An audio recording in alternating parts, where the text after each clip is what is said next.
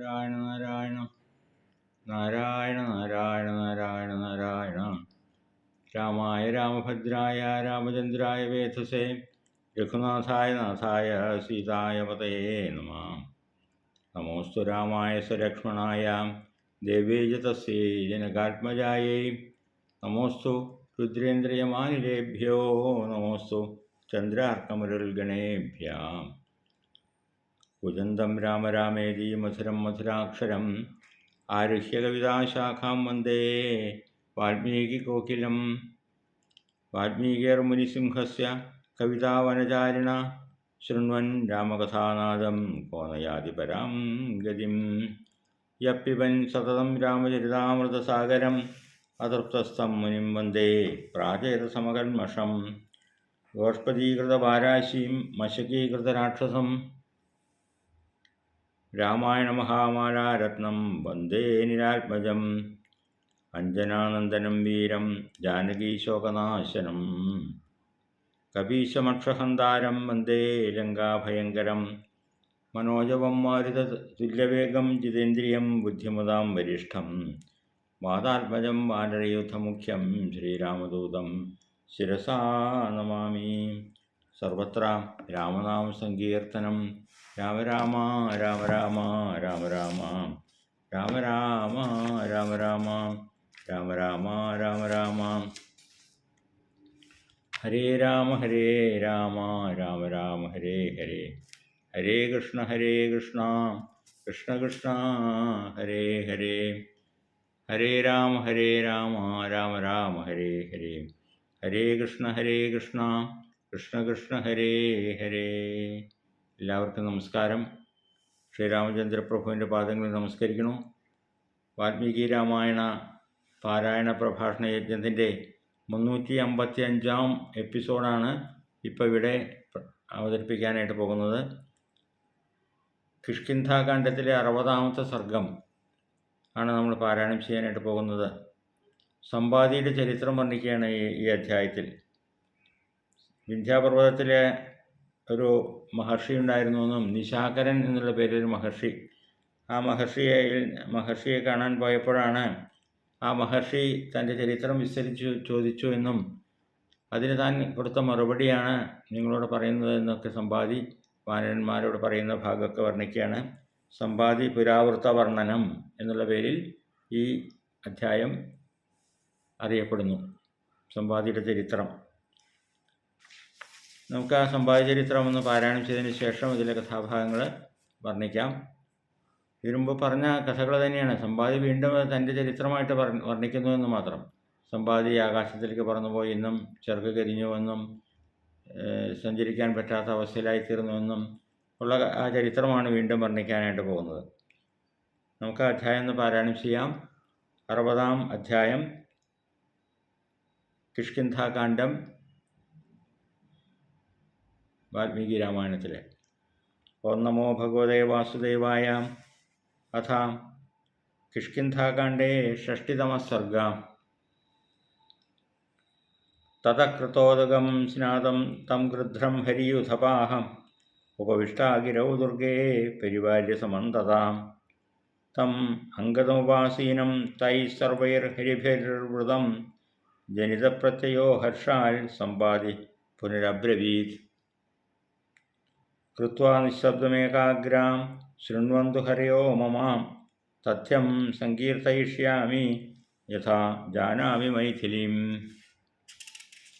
അസ്യ വിന്ധ്യസ്യ ശിഖരേ പതിതോസ്മി പുരാഹ്യഹം സൂര്യതാപപരീതാംഗോ നിർദഗ്ധഃ സൂര്യരശ്മിഭിः. ലബ്ധതജ്ഞസ്തു ഷഡ്രാത്രാദ് വിവശോ വിഖുരന്യുവാം വീക്ഷമാണോ ദിശഃ സർവാം നാഭിജാനാമി കിഞ്ചന. തതസ്തു സാഗരാൻ ശൈലാൻ നദീ സർവാസരാംസിജാം വനാനി ച പ്രദേശാംശ്ച സമീക്ഷ്യ മതിരാഗമൽ. പൃഷ്ഠപക്ഷിഗണാകീർണ കന്ദരാന്തരകൂടവാൻ ദക്ഷിണസ്യോദധേസ്തീരേ വിന്ധ്യോയം ഇതി നിശ്ചിത. ആസീച്ഛാത്രാശ്രമപുണ്യ സുരൈരപി സുപൂജിത ഋഷിർനിശാകരോ നാമ യസ്മിൻ ഉഗ്രതമാ ഭവൽ. അഷ്ടൗ വർഷസഹസ്രാണി തേനാസ്മിൻ ഋഷിണാ വിനാ വസതോ മമ ധർമ്മജ്ഞ സ്വർഗതേ തു നിശാകരേ. അവതീര്യം ച വിന്ധ്യാഗ്രാൽ കൃച്ഛ്രേണ വിഷമാച്ഛനൈഃ തീക്ഷ്ണദർഭാം വസുമതീം ദുഃഖേന പുരാഗത. സവിഷിം ദൃഷ്ടകാമോസ്മി ദുഃഖേനാഭ്യാഗതോ ഭൃശം ജടായുഷാ മയാ ചൈവ ബഹുശോധിഗതോ ഹി സാം. തസ്യാശ്രമപദാഭ്യാസേ ബഹുർവാതാസു ഗന്ധിനാം വൃക്ഷോ നാപുഷ്പിതഃ കശ്ചിൽ അഫലോ വാ ന വിദ്യതേ. ഉപേത്യ ചാശ്രമം പുണ്യം വൃക്ഷമൂലമുപാശ്രിതാം ദ്രഷ്ടുകാമഃ പ്രതീക്ഷേഹം ഭഗവന്തം നിശാകരം. അഥാപശ്യം അദൂരസ്ഥം ഋഷിം ജ്വലിതതേജസം കൃതാഭിഷേകം ദുർധർഷം ഉപാവൃത്തമുദങ്മുഖം. തമൃഷാ സൃമരാ വ്യാഘ്രാ സിംഹാനാഗാ സരീസൃപാഹം പരിവാര്യോപഗച്ഛന്തി ധാതാരം പ്രാണിനോ യഥാ. തതഃ പ്രാപ്തമൃഷിം ജ്ഞാത്വാ താനി സത്വാനി വൈ യയൗ പ്രവിഷ്ടേ രാജനീയസാ സർവം സാമാത്യകം ബലം. ഋഷിസ്തു ദൃഷ്ട്വാ മാം പ്രീതാം പ്രവിഷ്ടശ്ചാശ്രമം പുനാം മുഹൂർത്തമാത്രാ നിഷ്ക്രമ്യ തതഃ കാര്യമപൃച്ഛതാം. സൗമ്യ വൈകല്യതാം ദൃഷ്ട്വാ രോംണാം തേ നാവഗമ്യതേ അഗ്നിദഗ്ധാവിമൗ പക്ഷൗ ത്വക്ചൈവ വൃണിതാ തവാം. വൃദ്ധൗ ദൗ ദൃഷ്ടപൂർവൗ മേ മാതരിശ്വസമൗ ജവേ ഗൃധ്രാണാം ചൈവ രാജാനൗ ഭ്രാതരൗ കാമരൂപിണൗ. ജ്യേഷ്ഠോ ഹി ത്വം തു സമ്പാദേ ജടായു അനുജസ്തവാം മാനുഷം രൂപമാസ്തായ ഗൃഹീതാം ചരണൗ മമ. കിം തേ വ്യാധിസമുത്ഥാനം പക്ഷയോപതനം കഥം ദണ്ഡോ വായം കൃതക്കേന സർവമാഖ്യാഹി പൃച്ഛതാം. ഇത്യാർഷേ ശ്രീമദ് രാമായണേ വാൽമീകിയാദികാവ്യേ ചതുർവിംശതിസഹസ്രികായാം സംഹിതായാം കിഷ്കിന്ധാകാണ്ഡേ സമ്പാദിപുരാവൃത്തവർണ്ണനം നാമ ഷഷ്ടിതമഃ സർഗഃ. സർവത്ര രാമനാമ സങ്കീർത്തനം. രാമ രാമ രാമ രാമ രാമ രാമ രാമ രാമ രാമ രാമ രാമ രാമ രാമ രാമ. സമ്പാദിയുടെ ചരിത്രം നമ്മൾ വിസ്തരിച്ച് പറയുന്നു. എല്ലാവരും വാനരന്മാരെല്ലാം സമ്പാദിയുടെ ചുറ്റും ആ ഗിരിദുർഗത്തിലങ്ങനെ അണിനിരന്നിരിക്കുകയാണ്. സമ്പാദി പറയുന്ന വാക്കുകളെല്ലാം കേട്ടുകൊണ്ട് അത്ഭുതത്തോടുകൂടി അവർ കേട്ടുകൊണ്ടിരിക്കുകയാണ്. വളരെ സന്തോഷത്തോടുകൂടി വളരെ വിശ്വാസത്തോടുകൂടി സമ്പാദി ആത്മവിശ്വാസത്തോടുകൂടി എന്നർത്ഥം. നിങ്ങൾക്ക് തീർച്ചയായിട്ടും സീതാദേവിയെ കണ്ടുപിടിക്കാൻ സാധിക്കും എന്നുള്ളൊരു ആശ കൊടുത്തുകൊണ്ട് സമ്പാദി അംഗദനോട് പറയാണ്, അല്ലയോ സുഹൃത്തുക്കളെ, അംഗദ, സീതാദേവിയെ സംബന്ധിച്ചുള്ള ചരിത്രം ഞാൻ എങ്ങനെ അറിഞ്ഞു എന്നല്ലേ നിങ്ങൾക്കറിയേണ്ടത്. അത് ഞാൻ പറഞ്ഞുതരാം. നിങ്ങൾ നിശബ്ദരായിട്ട് കേട്ടുകൊള്ളൂ എന്നാണ്. കൃത്വാ നിശബ്ദമേകാഗ്ര ശൃണ്വന്തു ഹരയോ മമ. വളരെ നിശബ്ദമായിട്ട് ഏകാഗ്രമായിട്ട് നിങ്ങൾ എന്നിൽ നിന്ന് മനസ്സിലാക്കിക്കോളൂ എങ്ങനെയാണ് ഞാൻ സീതാദേവിയുടെ കാര്യങ്ങളെല്ലാം അറിഞ്ഞത് എന്ന്. തഥ്യം സങ്കീർത്തയിഷ്യാമി യഥാ ജാനാമി മൈഥിലിയും.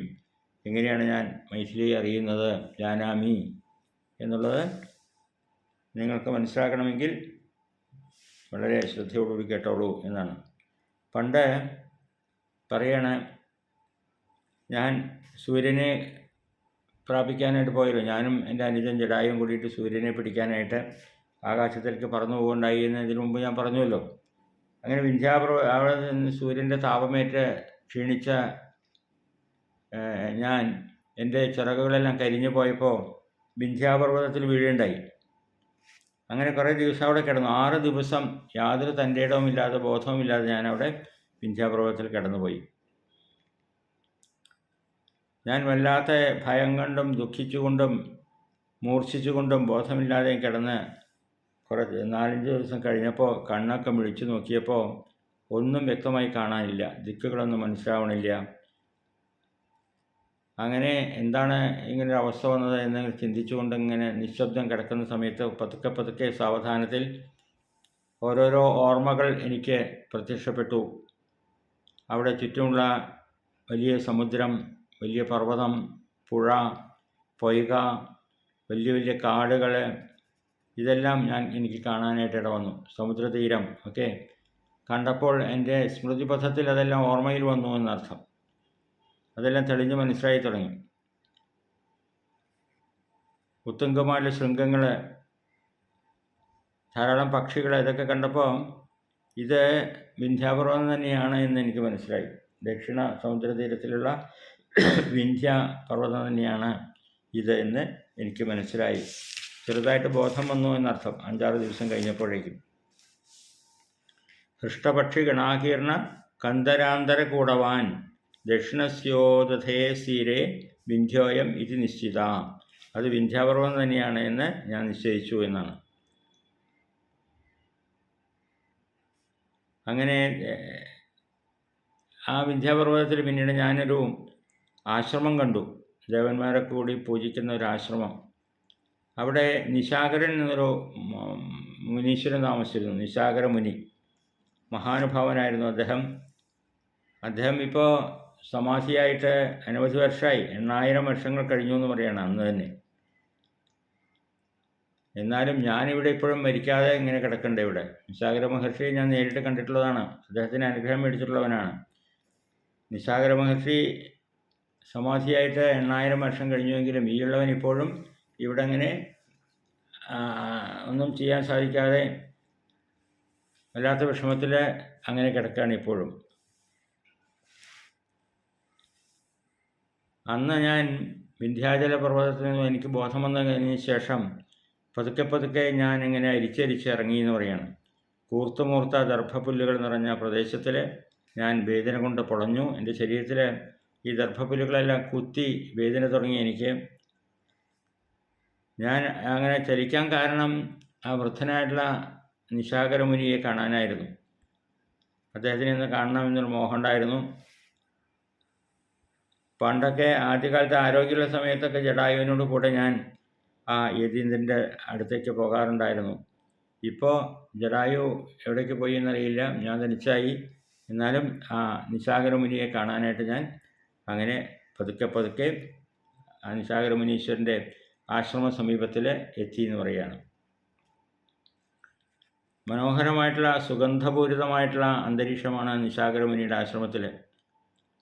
അവിടെ ചുറ്റുമുള്ള മരങ്ങളൊക്കെ എല്ലാം പൂത്തും കാച്ചും കൊണ്ടിരിക്കുന്ന വൃക്ഷങ്ങളാണ്. നല്ല സുഗന്ധപൂരിതമാണ് എന്നർത്ഥം. തസ്യാശ്രമ പദാഭ്യാസേ വപുർവാദാ സുഗന്ധിന. അവിടുത്തെ വായുവെല്ലാം സുഗന്ധപൂരിതമാണ്. വൃക്ഷോ ന അപുഷ്പിത. എല്ലാ വൃക്ഷങ്ങളും പുഷ്പങ്ങൾ നിറഞ്ഞിട്ടുള്ളതായിരുന്നു. അതുപോലെ തന്നെ ഫലങ്ങൾ നിറഞ്ഞവയായിരുന്നു. പുഷ്പങ്ങളും ഫലങ്ങളും ഇല്ലാത്ത വൃക്ഷങ്ങൾ അവിടെ കാണാനേ സാധിക്കില്ല. കച്ചിത് അഫലോ വാന വിദ്യതേ. വൃക്ഷോ ന പുഷ്പിത കശ്ചിൻ അഫലോ വാന വിദ്യതേ. അങ്ങനെ എത്ര മനോഹരമായിരുന്നു, ആ പുണ്യമായിരുന്നു എന്നും. പുണ്യമായിട്ടുള്ള ആശ്രമ സമീപമായിരുന്നു. ആ ആശ്രമ സമീപത്തിലെ അടുത്തുള്ള ഒരു വൃക്ഷത്തിൻ്റെ ചുവട്ടിൽ ഞാൻ അങ്ങനെ പതുക്കെ ചെന്ന് ചേർന്നു. ഭഗവാൻ നിശാകര മഹർഷി അതിലെ വരുന്ന സമയത്ത് കാണാൻ വേണ്ടിയിട്ട് ഞാൻ അവിടെ കാത്തു നിന്നു. അത്യുജ്വല തേജസ്സുള്ള മഹർഷി തത്വനെ കുറേ സമയം കഴിഞ്ഞപ്പോൾ എനിക്ക് കാണാനായിട്ട് ഇടവന്നു. അദ്ദേഹം സ്നാനം കഴിഞ്ഞിട്ട് ആശ്രമത്തിലേക്ക് വരുന്ന വഴിയാണ്. അദ്ദേഹത്തിൻ്റെ കൂടെ മൃഗങ്ങളൊക്കെ ഉണ്ടായിരുന്നു എന്ന് പറയാണ്. വളരെ സ്നേഹത്തോടുകൂടി പുലി, സിംഹം, ആൾക്കരടി, ഉഗ്രമായ സർപ്പങ്ങൾ, ഇത്തരം ഘോര മൃഗങ്ങളൊക്കെ നിശാകര മുനിയുടെ കൂടെ അങ്ങനെ അവരും അനുഗമിച്ചിരുന്നു. പ്രാണികൾ ബ്രഹ്മാവിനെ അനുഗമിക്കുന്ന പോലെ വന്യമൃഗങ്ങൾ ഈ നിശാകര മുനിയെ അകമ്പടി സേവിച്ചിരുന്നു എന്ന് പറയാണ്. അങ്ങനെ നിശാകര മുനി ആശ്രമത്തിൻ്റെ അടുത്തെത്തി അതിൻ്റെ ഉള്ളിലേക്ക് കടന്നപ്പോൾ എപ്രകാരമാണോ മഹാരാജാവിനെ കൊട്ടാരത്തിൽ കൊണ്ടാക്കി ഭൃത്യന്മാർ തിരിച്ചു പോരുന്നത്, അതുപോലെ ഈ ഘോരമൃഗങ്ങളെല്ലാം നിശാകര മുനിയെ ആശ്രമത്തിലാക്കിയതിന് ശേഷം തിരിച്ചു പോന്നു. ആ കാഴ്ചയും ഞാൻ കാണാനിട വന്നു. തദപ്രാപ്തം ഋഷിം ജ്ഞാത്വ താനി സത്വാനി വയ്യയു പ്രവിഷ്ടേ രാജനി യഥാ സർവം സാമാത്യകം ബലം. എന്നെ കണ്ടു ഋഷീശ്വരൻ ആശ്രമത്തിലേക്ക് പോകുമ്പോൾ. അദ്ദേഹം പെട്ടെന്ന് ആശ്രമത്തിൻ്റെ അകത്തേക്ക് പോയി എന്തോ ഓർത്തിട്ടെന്ന പോലെ പുറത്തേക്ക് വന്നു എന്നാണ് എന്നോട് ചോദിക്കുകയാണ്. പിന്നീട് എന്നോട് ചോദിച്ചു അദ്ദേഹം, എന്തു പറ്റി, എല്ലാ തൂവലുകളും പോയല്ലോ, പെട്ടെന്ന് എനിക്ക് മനസ്സിലായില്ല നിങ്ങളെ. സമ്പാദിയും ജടായുവിനെയും നേരത്തെ അറിയാമായിരുന്നു ശ്രീശ്വരന്, ഇപ്പം കണ്ടിട്ട് മനസ്സിലാവുന്നില്ല എന്ന് പറയാണ്. എവിടെയെങ്കിലും അഗ്നിയിലേറ്റ് വീണു പോയോ? ചിറകെല്ലാം കരിഞ്ഞു പോയിട്ടുണ്ടല്ലോ. എന്താണ് ഇങ്ങനെ വെന്തു പോകാൻ കാരണം? ദേഹത്തിൽ മുഴുവൻ വ്രണങ്ങളുണ്ടല്ലോ, എന്തു പറ്റി?